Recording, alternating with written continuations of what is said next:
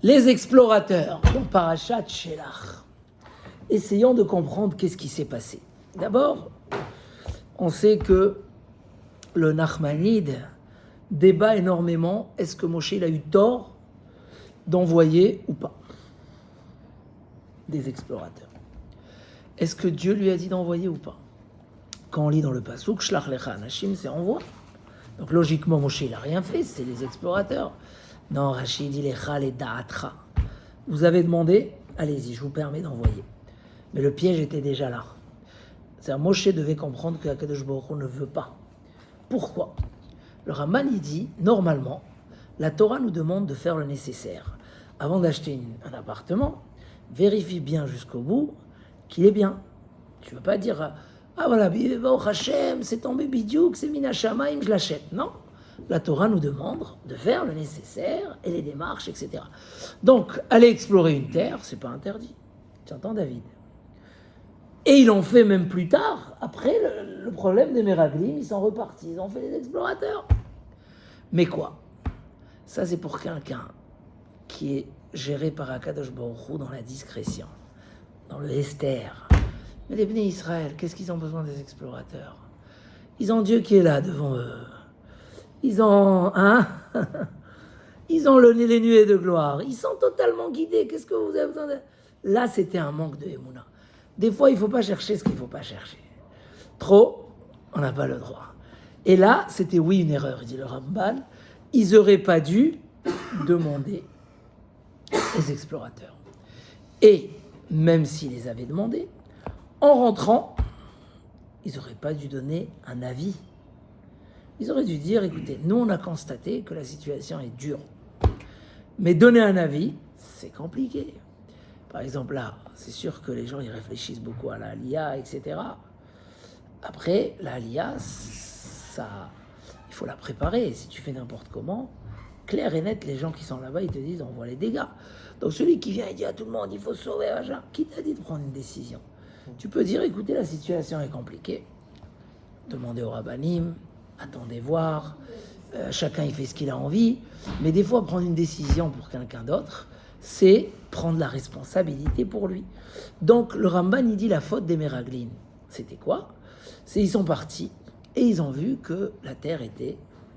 Est-ce qu'ils sont partis avec une bonne intention ou une mauvaise? Donc niveau 2, on a dit, ils sont revenus, ils n'auraient pas dû donner d'avis, ils auraient dû dire c'est comme ça. Eux, qu'est-ce qu'ils ont dit? On ne pourra pas les gagner. Et tellement ils sont allés loin dans ça qu'ils ont même dit, ils sont plus forts que Dieu. Ils sont arrivés à une kfira gmoura. On ne pouvait pas juste leur donner la lèpre et les punir comme Myriam.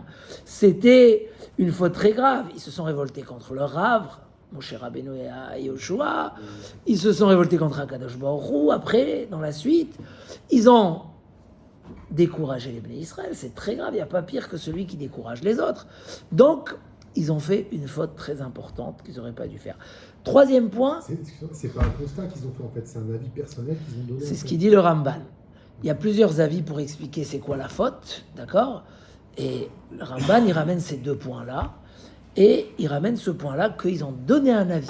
Et ça, ils n'avaient pas le droit de donner un avis. On va parler de ça vendredi, il y a plusieurs avis, pourquoi... Ouais. Là, vous aviez dit qu'ils avaient une très grande émouna envers Dieu. Alors, on arrive tout de suite aux raisons de la faute. Pour l'instant, j'explique c'est quoi la faute. D'abord, qu'on comprenne. On va expliquer d'abord c'est quoi la faute, et après, qu'est-ce qui les a tentés? Est-ce qu'ils sont partis de bonne intention ou pas? Parce que là, il y a une règle très importante. Si on va avec une mauvaise intention d'avance, on voit tout noir. Si on va avec une bonne intention, voilà, si demain vous devez visiter un appart avec madame, si vous commencez à lui dire d'avance, tu sais, il est bien, mais il fait noir. Waouh, ça va venir, elle va voir que les défauts. Laisse-la découvrir. Les koudas. Pourquoi? Parce que un homme qui veut se tromper, il peut se tromper. C'est dans les règles du libre arbitre. Akadosh Baruch Hu notel makom itod. Rashi dit que dès le départ, le téléphone. Rashi dit que dès le départ, ils sont allés avec une mauvaise attention. Ils sont partis be'etzara. Qui sont les deux qui ne sont pas tombés dans cette faute-là? Yoshua et Kalev, d'accord? Mais ils ont eu du mal. Qu'est-ce qui les a protégés pour ne pas tomber Yoshua, il a eu la bracha de Moshe Rabbeinu, et on verra pourquoi il n'y a que lui qui a eu cette bracha. Et Kalev, il a esquivé au milieu, et il est parti à Hebron pour prier sur qui? Pour prier sur les tombeaux de Avraham, Yitzhak et Yaakov, où on était la dernière fois, pour prier qu'il le sauve de l'idée, la mauvaise, parce qu'un homme est influencé, et de l'idée des Meraglim, des explorateurs, et donc les deux, ils ont été sauvés. La récompense, je fais un petit résumé, après on va rentrer dans les... La récompense qu'ils ont eue, c'est quoi? C'est qu'ils ont eu la part des Meraglim en Israël. Les Meraglim sont morts avec une punition très grave. C'est Rachid dit qu'il y a des vers qui sortaient de leur nombril jusqu'à leur langue, qui faisaient la tournée de...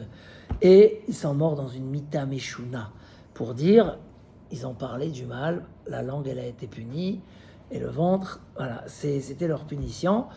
Et Yoshua et Kalev, ils ont eu la part de leurs confrères, parce que quand il y a un groupe, et certains dévient à gauche, et certains surmontent l'épreuve et ils dévient à droite, ceux qui ont dévié à droite, ils prennent la récompense. Notel scharo veschar chavero, donc ils ont eu des parts en Eretz Israël équivalentes.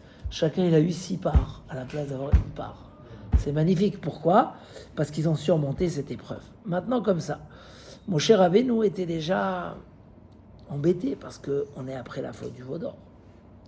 Donc avec 2 fautes, comment on va se faire pardonner? Et justement à cause des Meraglim, les Bnei Israël ne vont pas rentrer en Eretz Israël. Parce que ça fait 2 fautes lourdes. Et quelqu'un qui apprécie pas quelque chose ne mérite pas cette chose-là. Pour celui qui était là à Seuda Shlishit, Raphaël était là. On a appris ça dans la Gemara. Tu ne crois pas que Hachem il peut t'envoyer, alors tu peux pas, Hachem ne veut pas t'envoyer. Tu enlèves. On a fait une Gemara très intéressante là-dessus. Si Mida Keneged Mida, mesure contre mesure. Maintenant, ok. Mais qu'est-ce qui leur est arrivé? C'était des gens importants, on n'a pas pris n'importe qui.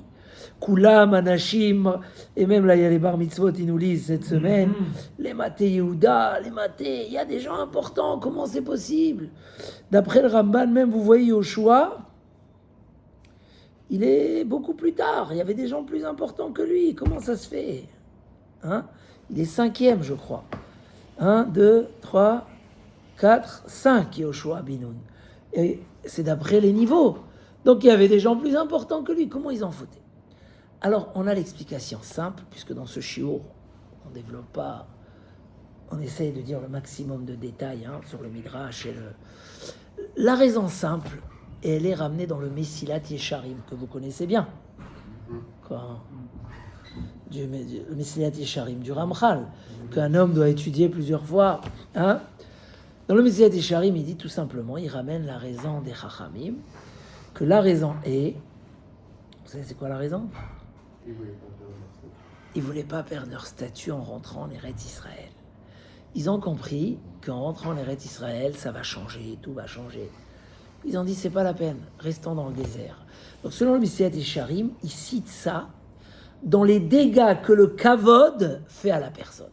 Le Mesilat Yesharim nous dit, la recherche de l'honneur, chacun l'a quelque part. Il y a des gens qui l'ont que à la maison. Quoi? Ma femme ne m'honore pas, même pas. Il y a des gens qui l'ont dans le travail. Il y a des gens qui l'ont dans la famille, la grande famille élargie. Il y a des gens qui l'ont à la synagogue. Mais chacun, il a comme ça sa petite recherche de kavod. Et celle-là, il faut la travailler. Il faut se travailler, il faut se rappeler que l'honneur, choum d'avar, ça sert à rien, ça donne rien.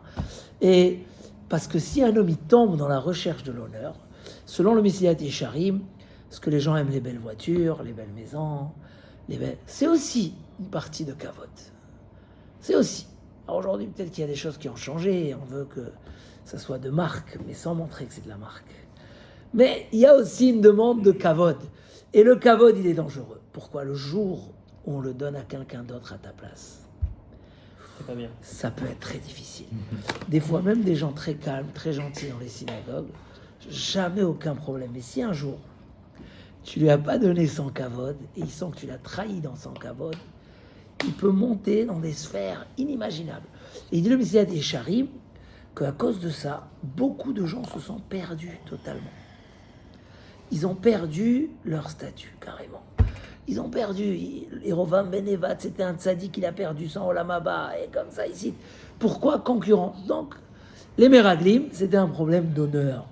Ils ont dit, on a un bon statut, gardons le bon statut. D'accord? C'est le pshat, et ça a un très très grand message.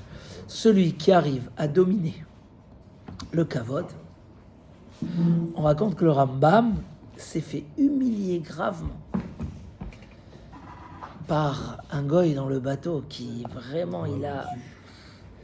Et le Rambam il a senti qu'il n'a pas tenu compte du tout, ça lui a rien fait. C'était le jour le plus heureux de sa vie, comme ça il écrit le Rambam. Pourquoi? Parce que j'ai vu que je domine totalement les honneurs. Ça me fait plus rien comme honneur ou comme honneur pas, parce que sinon l'homme il est téléguidé par les gens. Et là il veut de l'honneur, là il fait pas parce qu'on lui dit rien. Là, donc la avoda, c'est une avoda. C'est vrai que celui qui va creuser, il va trouver que ça fonctionne constamment dans notre esprit. Celui qui va pas chercher, au moins, dans les moments où on lui a mal parlé, ou les moments, qu'il aille voir qu'est-ce qui m'a vraiment vexé. C'est les mots, ou c'est quand m'a manqué de respect, de kavod, etc. Ça se travaille, et ça se travaille. Donc ça, c'est l'explication de Chachamim. Elle est bien développée dans le Messilat Yesharim. Il y a une autre explication qui est plus du sort de la pensée juive, qui essaye de voir les choses du côté beaucoup plus positif que ça. C'était des grandes personnes, à un niveau extraordinaire. Comment ça se fait? Comment ça se fait? Il dit en fait, ils voulaient vraiment le bien des Bnei Israël. Pourquoi? Ils ont vu que la différence entre ce qui se passe dans le désert et ce qui va se passer en Eretz Israël, c'est pas la même chose. C'est pas la même chose. Demain, admettons, je vois un jeune qui étudie Choureno, et il vient, on lui propose un chidour pour se marier. Et moi, je dis, regarde, non, il n'est pas intéressé à se marier. Pourquoi? Je dis, c'est dommage, regarde comment il étudie, laisse-le continuer. J'ai fait un péché ou j'ai pas fait un péché? J'ai fait un grand péché. Pourquoi? On ne fait pas des calculs comme ça. Mais dans la vie, des fois, on se dit, bon, vaut mieux rester. Vous savez, dans chaque chose, et on a parlé de ça ce Shabbat, on a le côté A et le côté B, toujours. Le A, c'est ce qu'on comprend dans la première logique. Le B, c'est ce qu'on comprend quand les choses changent. Alors on essaye de se faire une raison et dire, bon, allez, c'est pas grave, etc. Et le B, souvent, il est faux. La preuve que c'est pas ce que tu as compris au départ. Être capable de dire. Donc les Meraglim, ils se sont fait un calcul, ils ont dit, regarde, on a Moshe Rabbeinu, on a les nuées de gloire.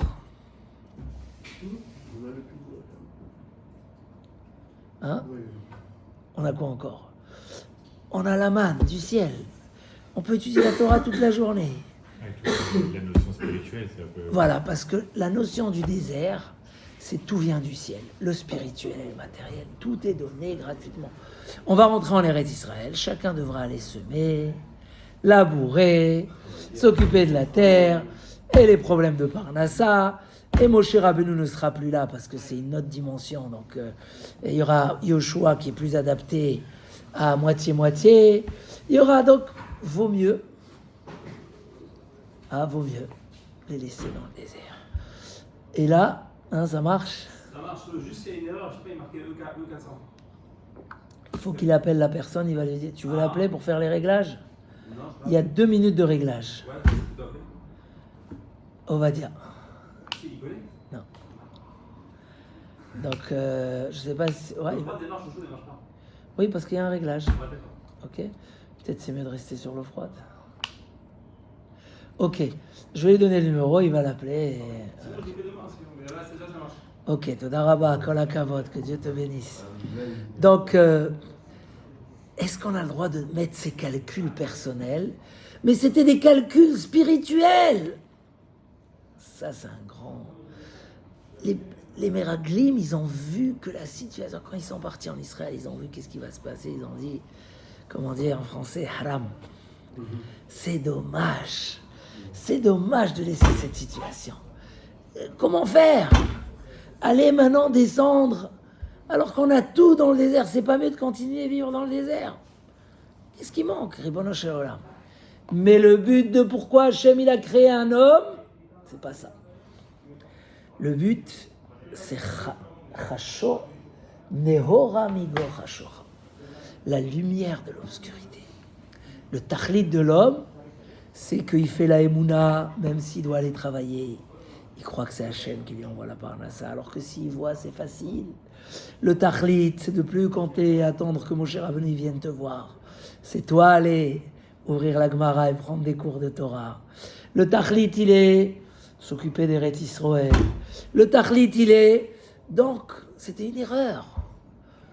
Et ils n'auraient pas dû se mêler, malgré qu'à leur analyse, c'était 1000 fois mieux. Qu'est-ce que je fais? C'est une épreuve des fois dans la vie. Qu'est-ce qu'on fait? C'est 1000 fois mieux. Tu sais que faut pas partir, faut pas faire ça. 1000 fois mieux, c'est clair, tu es d'accord. Tu dis non, mais c'est pour un calcul spirituel, c'est pour Eretz Israël, c'est pour... Hein? C'est comme le roi, le fils qui est dans le Khalid. On était dans... Oui, exactement, Chizkiyahu HaMelech. Hein? Je reviens un petit peu sur ça parce qu'il y a une grande excitation et peut-être, on ne sait pas où Dieu est en train de nous amener. Mais j'ai parlé avec quelqu'un, il m'a dit j'hésite. Je lui ai dit bon, viens, on va faire le... Allez, je vais t'encourager à aller en Eretz Israël. Est-ce qu'il y a... là-bas c'était l'inverse, si vous voulez qu'il reste en Chutz La'aretz. Est-ce que... Et on a vu que 3 éléments sur 5, c'est un danger pour ses enfants, pour sa femme, pour lui-même. C'est quoi les 5 Hein? C'est quoi les 5 éléments? Est-ce que tu vas mettre tes enfants dans des écoles suffisamment religieuses? Parce qu'en Israël, il n'y a pas comme chez nous, du moitié-moitié. C'est ou en bas ou en haut. Qu'est-ce que tu fais? En haut, la femme, elle veut pas. Elle dit non, c'est trop religieux pour moi. Sinon, là-bas, il ne laisse pas mettre la kippa au Birkat Hamazon. Dans certaines écoles, Chas v'Shalom, dans certaines. Mais ça arrive, c'est des choses qui arrivent. Qu'est-ce que tu fais? Les enfants d'abord. Est-ce que ta femme, elle veut faire la Aliyah à condition? On met les enfants dans le Haredi.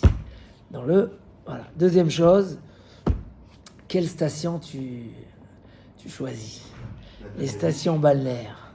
Si toi tu devras voyager en France et ta femme va aller se balader à la plage tous les jours, c'est pas top. Elle risque de baisser de son niveau. Alors, il faut qu'il y ait une société suffisamment bonne pour que... Voilà, tout ça pour se préparer si on doit partir bientôt. Troisième, qui vont être tes amis là-bas. Si tu vas dans une ville où il n'y a personne, aujourd'hui la Aliyah de groupe est motive d'aller dans des ishouvs, dans des machins, ça va te prendre 10 ans pour t'adapter, etc. Peut-être vaut mieux aller dans un endroit où c'est déjà fait. Rien que tu vas t'habituer, etc.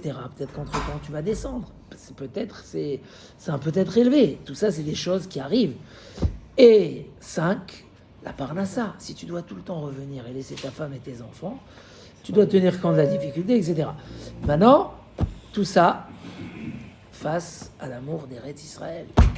Mais Aliyah à l'Eretz Israël, c'est de monter. Maintenant, lui, il m'a dit, tu sais, Rav, tu es gentil, parce que moi, mon Rav, qui est un Rav Zichrono Livracha, il m'a dit, pour toi, je t'interdis. Je dis, non, moi, j'ai pas le kohar de... Mais, au contraire, maintenant, il faut qu'on commence à se préparer, peut-être. On ne sait pas encore. Mais dans tous les cas... Voilà. Donc... c'est la faute des Meraglim. Mais s'il va perdre sa Torah, c'est peut-être une mitzvah de le dissuader. S'il va arrêter, tu sais combien de gens ont chuté, ils se sont divorcés. C'est pas des choses, des enfants qui font même pas Kippour, c'est du constater. Mais ça peut arriver. Non, ça arrive. Oui, mais ça peut arriver à Paris aussi. Non. Si tu vas tu fais mal la chose, tu augmentes combien les risques. Si tu veux, retire ton argent de la bourse. À combien de risques? 20 € de risque en plus? 30, 40, 50. Là, on est très élevé dans le risque. Donc, comme dans chaque chose, on étudie le risque. Bon, je ne sais pas si après, je pourrais envoyer ce chiot. Mais bon, moi, j'aime beaucoup Eretz Israël et j'espère qu'on va se retrouver là-bas un jour tous. Et Bekarov, Mashiach Tzidkeinu, Bezrat Hashem. Mais certains prennent l'histoire des Meraglim dans le sens de dire, il n'y a pas. Non, Eretz Israël, c'est pour nous élever. Nous élever. C'est marqué dans les psukim que des fois la terre elle nous remballe. Bataki, parce que vous fautez trop. Il y a des choses qui sont inadmissibles en Eretz Israël. On ne peut pas, c'est kadosh. Donc des fois, ceux qui nous motivent, ils rendent impure la terre eux-mêmes par des choses abominables. Comment c'est possible? Donc, laissons ce sujet de côté. Je ne donne pas d'avis. L'idée, c'est qu'il y a certains qui prennent dans ce sens. Ça peut se prendre dans les deux sens. Parce que c'était ça la faute des explorateurs, de décider contre la Torah, de décider contre Moshe Rabbeinu. C'est bien, c'est pour du spirituel. Est-ce que vous savez les pensées d'Akadosh Baruch Hu? Est-ce que tu sais les pensées de Moshe Rabbeinu? Même si demain, regardez, je vais terminer avec ça, quelque chose d'incroyable, je veux que tu l'écoutes. Pourquoi je l'aime tellement, je veux pas qu'il parle.